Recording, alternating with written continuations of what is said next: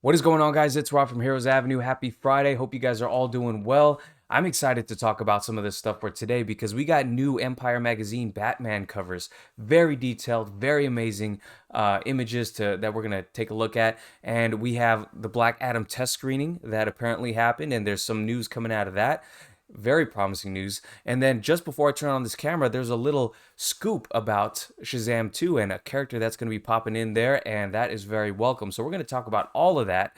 Before I say anything, please do hit the like button, subscribe to the channel. It really does help us out. Look out for the Spider-Man review coming this weekend. Yes, I haven't seen it yet, so no spoilers, please. Anyways, let's get on to the first topic today, and it has to do with the Batman.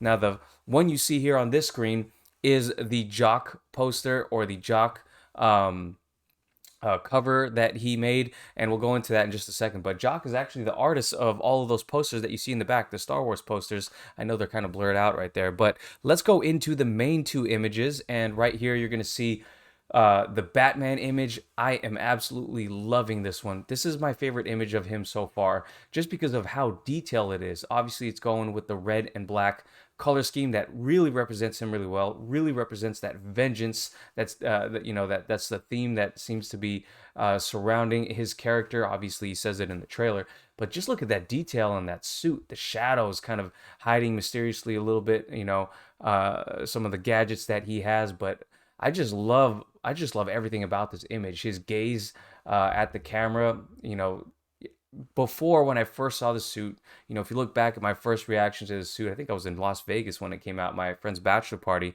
but I hated it. It looked, you got the pictures of him on the bike, and they looked really wonky, and obviously taken at a bad angle. They were not meant to be presented, but now when you see something like this, just blows my mind away how great this looks and how great Robert Pattinson looks in that suit. Okay, that's enough of Robert Pattinson. Let's jump on to um, right here. We have Catwoman, of course.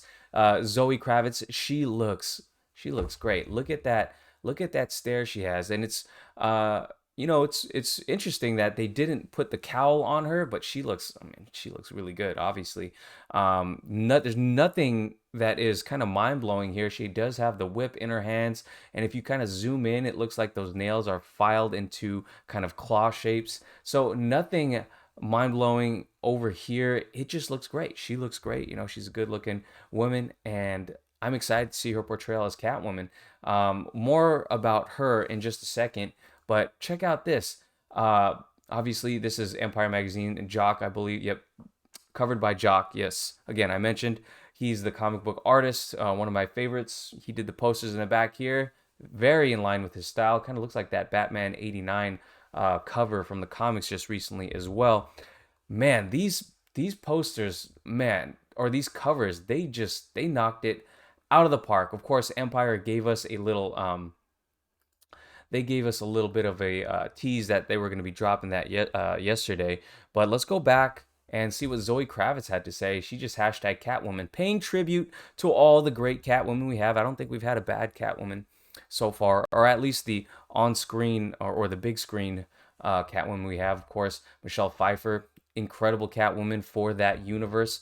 And then we got apologize for that phone call right there. Then we got, of course, Anne Hathaway, who I really appreciate as Catwoman as well, and of course hers as well. So Empire magazines across time, man, they do a great job of covering Batman. Let me know what you guys think about these magazine covers. I think they look amazing. Now let's get into this.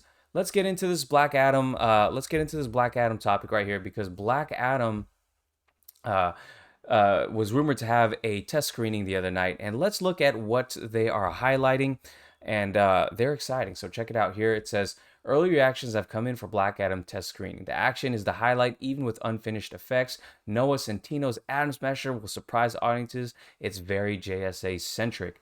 So cool thing about this is the other I think I saw another reaction saying that the action was going to be Man of Steel esque and Dragon Ball Z esque. I'm super down with that, and for the type of character he is, it would only make sense.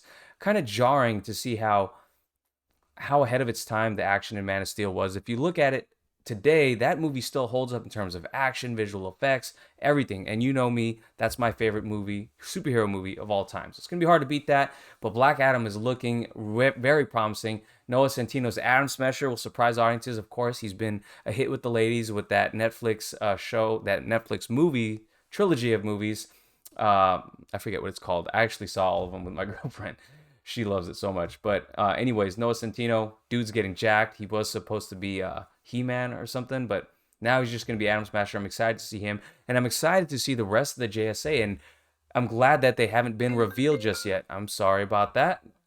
Um, they haven't been revealed just yet, so I'm still very excited that they haven't revealed it. They're leaving more surprises for us, and I'm gonna have to pull out and refresh, or at least do some more homework on the JSA, because I gotta admit I haven't read up on a lot of JSA stories. So if you got any recommendations, drop them in the comments down below.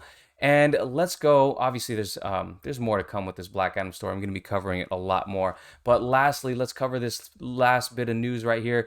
This Shazam scoop, and it's from the Illuminati. I'm not sure how reputable these guys are. I've heard about them before, but it's getting posted on the Twitter account DC Verso, and they have been pretty accurate in terms of their coverage. So it says, for everything Shazam, Gal Gadot's Wonder Woman is in Shazam 2 Fury of the Gods. Illuminati just confirmed. And other places we're talking about dropping a story about Shazam. So I believe this. I totally believe this. Obviously, Shazam, Fury of the Gods. Obviously, they're going to be talking about, the gods and the interconnectedness of the DCEU is kind of in shambles right now. You don't know what's canon because of what happened with Zack Snyder's Justice League and all that stuff. But anyways, it would make sense for Wonder Woman to be in this movie. I think obviously Henry Cavill should have been in this movie or in the first movie, but to bring another one of the Trinity into the movie would be great. Very welcome. And we did hear that there was like a picture of her on the bus like a few months back, so it only makes sense.